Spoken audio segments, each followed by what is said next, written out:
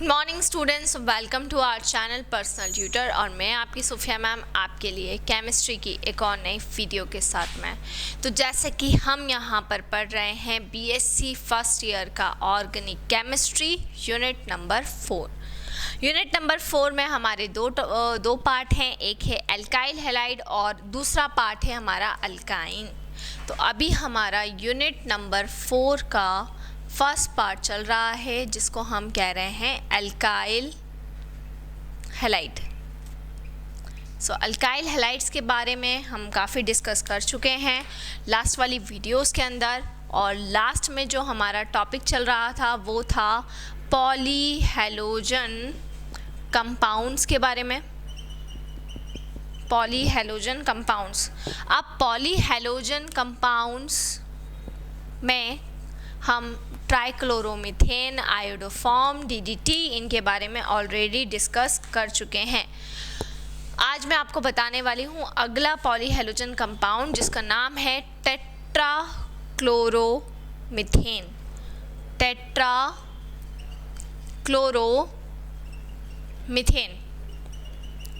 ठीक है, ये इसका नाम होता है टेट्राक्लोरोमीथेन। अगर मैं इसके फॉर्मूले की बात करूं तो इसका फॉर्मूला होगा CCl4। इसका क्या हो जाएगा, ये इसका फॉर्मूला हो जाएगा। तो टेट्राक्लोरोमीथेन और फॉर्मूला हो जाएगा CCl4। इसका एक और नाम होता है कार्बन टेट्राक्लोराइड भी इसको हम कहते हैं। तो आप चाहें तो टेट्राक्लोरोमीथेन कह लें या आप चाहें तो कार्बन टेट्राक्लोराइड कह लें, दोनों ही इसी के नाम होते हैं। अब यहाँ पर अगर हम फर्स्ट बात करते हैं मेथड ऑफ प्रिपरेशन की, सबसे फर्स्ट मेथड ऑफ प्रिपरेशन, ठीक है।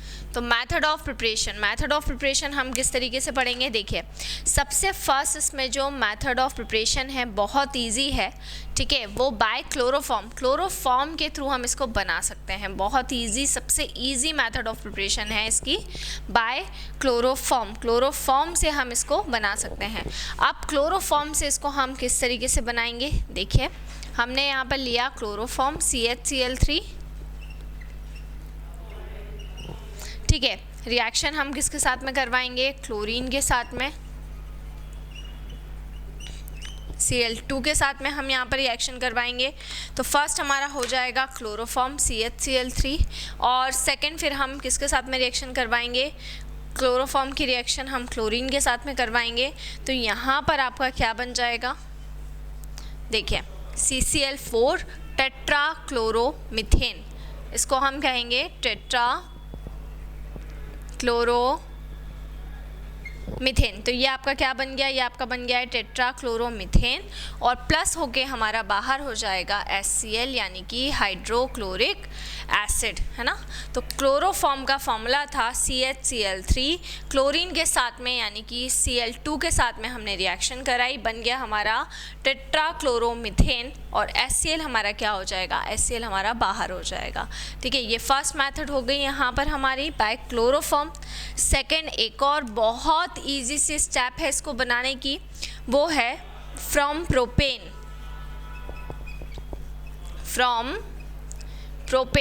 प्रोपेन से हम किस तरीके से बना सकते हैं, देखिए प्रोपेन का फॉर्मूला होता है CH3 CH2 CH3। ये क्या हो जाएगा, ये हो जाएगा आपका प्रोपेन, ठीक है। प्रोपेन आपने लिया, अब इसके अंदर हम रिएक्शन करवाएंगे क्लोरीन के साथ में, मतलब प्रोपीन का क्या करवा रहे हैं, क्लोरीनेशन करवा रहे हैं। क्लोरीन के साथ में इसकी हम रिएक्शन करवा देंगे। क्लोरीन जब इससे रिएक्शन करेगा और साथ में इसको हम हीट कर देंगे, ठीक है। तो हीट करने पर यहाँ पर क्या होगा, यहाँ पर आपका बनेगा कार्बन टेट्राक्लोराइड। एक कंपाउंड तो आपका ये बन गया, देखिए CCl4 कार्बन टेट्राक्लोराइड, देखिए एक कंपाउंड तो आपका ये बन गया है। और दूसरा कंपाउंड क्या हो जाएगा, देखिए यहाँ पर बचे आपके 2 कार्बन, तो ये हो जाएगा C2Cl6, क्या हो जाएगा C2Cl6। इसको हम कहेंगे हेक्सा क्लोरो इथेन, है ना, क्या बोलेंगे, हेक्साक्लोरो इथेन। तो एक था propane CH3 CH2 CH3, reaction करवाई किसके साथ में, क्लोरीन के साथ में, 9Cl2 हीट करवा देंगे तो सबसे पहले तो यहाँ पे बन जाएगा कार्बन टेट्राक्लोराइड CCl4, और उसके बाद में आपका जो C2Cl6 है यानी कि हेक्साक्लोरोइथेन, ये क्या हो जाएगा बाहर।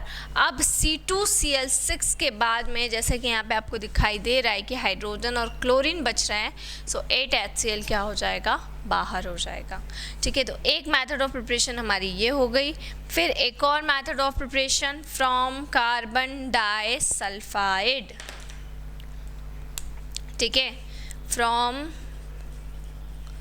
कार्बन डाइसल्फाइड, कार्बन डाइसल्फाइड से बनाना है। सो कार्बन डाइसल्फाइड से कैसे बनाएंगे, देखिए CH2 ले लेंगे,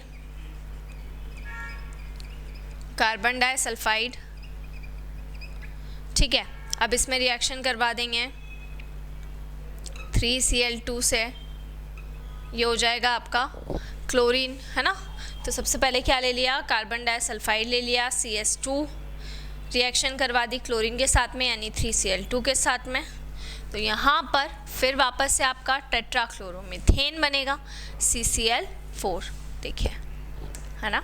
अब क्या रिमेनिंग निकलेगा, S2Cl2, ठीक है, S2Cl2, और इस S2Cl2 को अगर आप फर्दर किसके साथ में, कार्बन डाइसल्फाइड के साथ में रिएक्ट करवा देते हैं, देखिए S2Cl2 ले लिया आपने और उसको फर्दर किसके साथ में रिएक्शन करवा दी, फिर से आपने इसके अंदर किसके साथ में रिएक्शन करवा दी है, कार्बन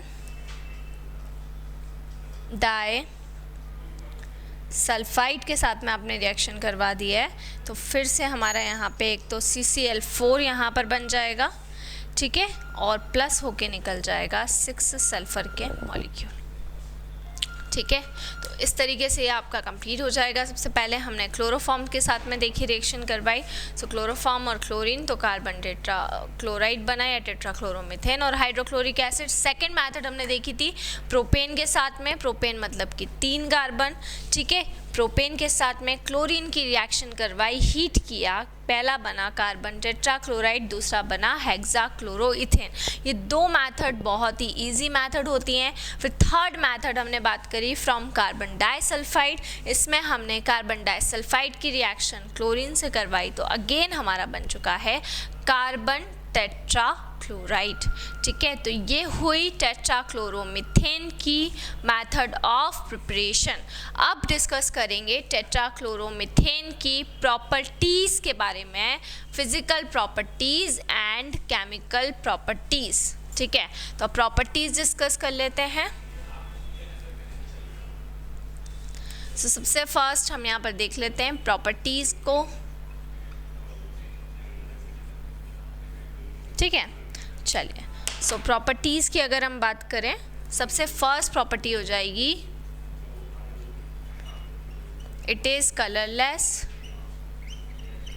है ना। कैसा होता है ये, कलरलेस होता है। सबसे पहली चीज़ तो कलरलेस पॉइजनस लिक्विड होता है, ठीक है, हार्मफुल होता है पॉइजनस लिक्विड, तो it is colourless poisonous liquid, ठीक है। बॉइलिंग पॉइंट की अगर हम बात करें तो इसका बॉइलिंग पॉइंट होगा लगभग 77 डिग्री सेल्सियस। सबसे फर्स्ट कलरलेस होगा, सेकंड पॉइजनस लिक्विड होगा, थर्ड बॉइलिंग पॉइंट होगा 77 डिग्री सेल्सियस। स्मेल होगी कैरेक्टरिस्टिक स्मेल, ठीक है, ये आपको लिखना है। सेकेंड, अब सॉल्युबिलिटी देख लेते हैं। अगर बात करें टेट्राक्लोरोमीथेन की सॉल्युबिलिटी के बारे में, तो सबसे पहले तो ये इनसॉल्युबल होता है वाटर के अंदर, वाटर में इनसॉल्युबल होगा, ठीक है, बट इथेनॉल में क्या होता है, सॉल्युबल होता है, सॉल्युबल इन इथेनॉल। इथेनॉल में क्या हो जाएगा, इथेनॉल में ये सॉल्युबल हो जाएगा, और ईथर में भी क्या हो जाएगा, ईथर में भी ये सॉल्युबल हो जाएगा, ठीक है। तो insoluble in water but soluble in ethanol and ether, ये आपको ध्यान में रखना है। Third point, it is a good solvent for oil, it is a good solvent for oils, oil के लिए अच्छा सॉल्वेंट होता है fat and grease, fats and grease. ठीक है, तो सबसे फर्स्ट हो जाएगा इसके अंदर कि कलरलेस होगा, पॉइजनस लिक्विड होगा, बॉइलिंग पॉइंट होगा इसका 77 डिग्री सेल्सियस कैरेक्टरिस्टिक स्मेल के साथ में। वाटर के अंदर इनसॉल्युबल होगा, बट इथेनॉल और ईथर के अंदर क्या हो जाएगा, सॉल्युबल हो जाएगा। अच्छा सॉल्वेंट रहता है किसके लिए, ऑयल के लिए भी, फैट के लिए भी और ग्रीस के लिए भी, तीनों के लिए ही ये अच्छा सॉल्वेंट माना जाता है। ये तो हो गई इसकी फिजिकल प्रॉपर्टीज़। फिर हम बात करते हैं यहाँ पर किन के बारे में, केमिकल प्रॉपर्टीज़ के बारे में। ठीक है, केमिकल प्रॉपर्टीज़ के बारे में डिस्कस कर लेते हैं। तो अब केमिकल प्रॉपर्टीज़ इसकी क्या क्या हो जाएगी, सबसे पहले इसकी रिएक्टिविटी देख लेते हैं। तो अदर हैलोजन डेरिवेटिव के कंपैरिजन में, जो दूसरे हम हैलोजन डेरिवेटिव देखते हैं उसके कंपैरिजन में अगर इसको देखा जाए तो इसकी जो सॉल्युबिलिटी होती है, इसकी जो रिएक्टिविटी होती है वो कम होती है, तो ये लेस रिएक्टिव होगा। सबसे पहले अगर रिएक्टिविटी डिस्कस करें तो रिएक्टिविटी में क्या आ जाएगा, रिएक्टिविटी में ये लेस रिएक्टिव होगा, कम रिएक्टिव होगा, लेस रिएक्टिव, है ना। तो रिएक्टिविटी में क्या होता है, रिएक्टिविटी में लेस रिएक्टिव होता है। सेकंड हम देख लेते हैं इसकी स्टेबिलिटी के बारे में। ठीक है, तो स्टेबिलिटी में अगर हम देख लें तो जो CCl4 होता है वो हाइड्रोलिसिस नहीं करता नॉर्मल कंडीशन के अंदर। नॉर्मल कंडीशन में अगर हम बात करें तो नॉर्मल कंडीशन में ये हाइड्रोलिसिस नहीं करता, लेकिन अगर हम वाटर स्टीम से इसकी रिएक्शन करवाएं, जैसे अगर हम कार्बन टेट्रा क्लोराइड ले रहे हैं, CCl4 को हमने लिया और इसकी रिएक्शन आप H2O से करवा रहे हो, लेकिन H2O स्टीम में है, स्टीम वाटर से आप रिएक्शन करवा रहे हैं, कितने टेम्परेचर पे करवा रहे हैं, लगभग 500 डिग्री सेल्सियस टेम्परेचर पर आप करवा रहे हैं। तो यहाँ पर आपका 500 डिग्री सेल्सियस पे क्या बन जाएगा, एक तो बन जाएगी आपकी फॉस्टीन गैस जो होती है COCl2, तो एक तो आपकी फॉस्टीन यहाँ पर बन गई है जब आपने स्टीम वाटर से रिएक्शन करवाई तो। ठीक है, तो एक तो आपकी फॉस्फीन बन गई है और हाइड्रोक्लोरिक एसिड जो हमारा है यानी कि HCl वो क्या हो चुका है, बाहर हो चुका है। तो स्टेबिलिटी की अगर बात करें तो कार्बन टेट्राक्लोराइड ने वाटर स्टीम से अगर रिएक्शन करी 500 डिग्री सेल्सियस पे, so same as it is ये पॉइजनस गैस बनाएगा जिसको हम कहते हैं COCl2, highly poisonous gas. Chloroform भी यही फॉस्फीन ही देता है जब वो ऑक्सीडेशन करता है तो, और कार्बन टेट्राक्लोराइड को भी जब आप वाटर स्टीम से रिएक्शन करवाते हैं तो वो फॉस्फीन गैस का फॉर्मेशन करता है। सेकंड थर्ड प्रॉपर्टी हम देख लेते हैं इसकी। तीसरी प्रॉपर्टी इसकी हो जाएगी रिडक्शन।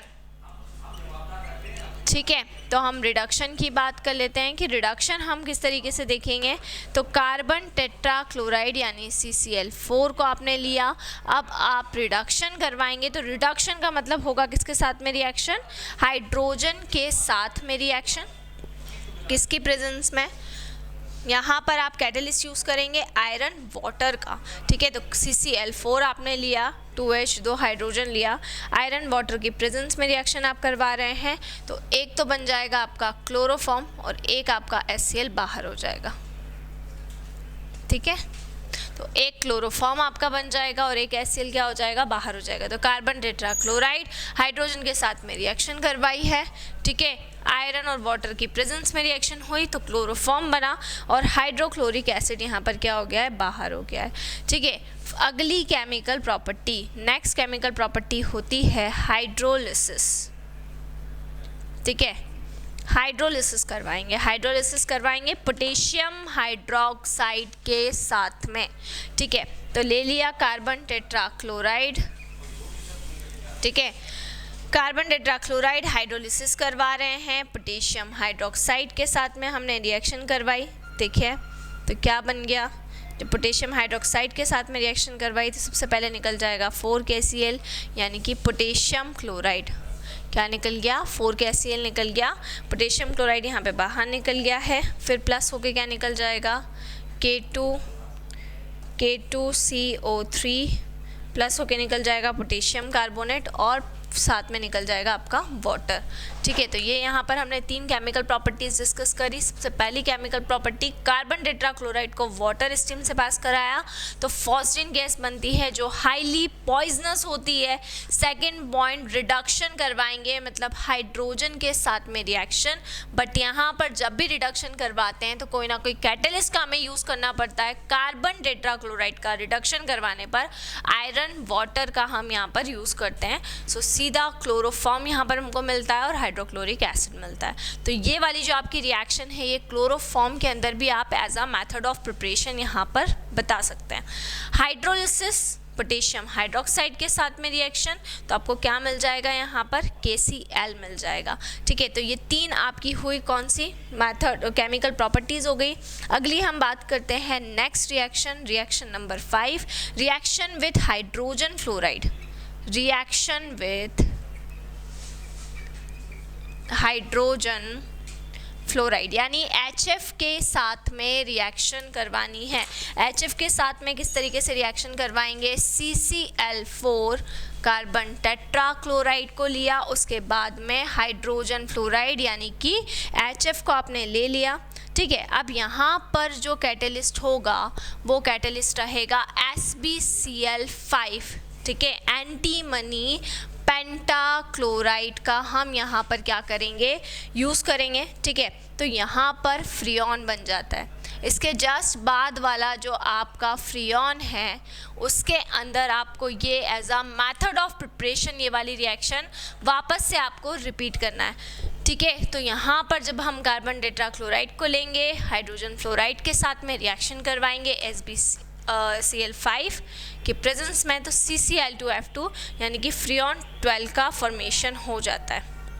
ठीक है, इसके बाद में अब हम इसके यूजेस डिस्कस कर लेते हैं। तो हमने पढ़ी method of preparation, second number पे हमने पढ़ी प्रॉपर्टीज। अब डिस्कस कर लेते हैं हम इसके यूजेस, कि इसके यूजेस क्या क्या होते हैं। देखें, सो यूजेस की बात करते हैं। सबसे first use as a lab reagent. ठीक है, लेबोरेटरी के अंदर एज अ रिएजेंट इसका यूज़ किया जाता है। CCl4 का, कार्बन टेट्राक्लोराइड का, सबसे फर्स्ट यूज़ ये हो गया। फिर एज अ सॉल्वेंट यूज़ किया जाता है, as a solvent in oils, oils के अंदर, फैट्स के अंदर, आयोडीन के अंदर, इनमें इसको एज अ सॉल्वेंट हम यूज़ करते हैं। तो सबसे first as a lab reagent, lab के अंदर इसका यूज़ किया जाएगा। ठीक है, और सेकंड हो जाएगा as a solvent in oil, fat and iodine. Third अगर हम इसकी बात करें तो इन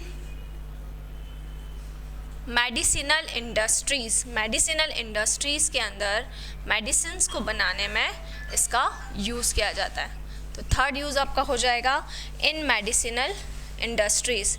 ठीक है, तो ये 3 आपके यूज़ हो जाएंगे कार्बन टेट्राक्लोराइड के। फर्स्ट हो गया as a lab reagent, second हो गया as a solvent in oil, fat and iodine, और थर्ड हो जाएगा इन मेडिसिनल इंडस्ट्री। ये 3 आपके क्या हो गए हैं, 3 यहाँ पर यूजेस हो गए हैं। ठीक है, अब अगर हम बात करते हैं इसके हार्मफुल इफेक्ट्स की,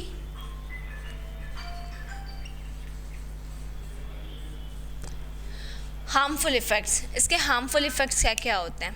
सबसे पहले यहाँ पर अगर इसके एक्सपोजर में हम चले जाएं तो यहाँ पर हमें कैंसर हो सकता है। तो सबसे पहला इसका हार्मफुल इफ़ेक्ट हो जाएगा एक्सपोजर टू कार्बन टेट्राक्लोराइड या CCl4, exposure to CCl4 causes cancer. ये इसका सबसे फर्स्ट साइड इफ़ेक्ट हो जाएगा। सेकेंड साइड इफ़ेक्ट की अगर हम बात करें तो यहाँ पर अगर क्रोनिक एक्सपोजर हो जाए तो पर्सन काय में चला जाता है, कोमा में चला जाता है। अ पर्सन में गो इनटू कोमा, में go into coma on chronic exposure. On chronic exposure. तो ये सब इसके क्या हो जाएंगे, ये सारे ही इसके हार्मफुल इफ़ेक्ट्स हो जाएंगे। ठीक है, इन्वायरमेंटल इफ़ेक्ट की अगर हम यहाँ पर बात करें तो जो भी वेपर्स होती हैं कार्बन टेट्राक्लोराइड की, वो जब अपर एटमॉस्फेयर में आती है तो ओजोन होल, ओजोन डिप्लीशन के अंदर ये इम्पॉर्टेंट रोल प्ले करती है। तो ओजोन होल के अंदर भी इसका बहुत बड़ा रोल है, इसलिए इसको हम इन्वायरमेंटल इफ़ेक्ट में भी कंसिडर करते हैं। तो ये हमने कंप्लीट शॉर्ट नोट पढ़ा कार्बन टेट्राक्लोराइड के ऊपर। नेक्स्ट वीडियो में मैं आपको अगले कंपाउंड के बारे में बताने वाली हूँ। सो इसी तरह से जुड़े रहिए हमारे साथ में, वीडियोस को लाइक करते रहिए। और दूसरी चीज़, हमारे वीडियो चैनल पर वीडियो कंटेंट ज़्यादा होने की वजह से हमने आप लोगों के लिए हमारा एक दूसरा चैनल बनाया है जिसका नाम है पर्सनल ट्यूटर 2। सो अब आपको हमारे वीडियो लेक्चर्स पर्सनल ट्यूटर 1 और पर्सनल ट्यूटर 2 दोनों पर ही अवेलेबल रहेंगे। तो जल्दी से जाकर पर्सनल ट्यूटर 1 को सब्सक्राइब करें, उसे लाइक करें और उसे ज़्यादा से ज़्यादा शेयर करें। Thank you.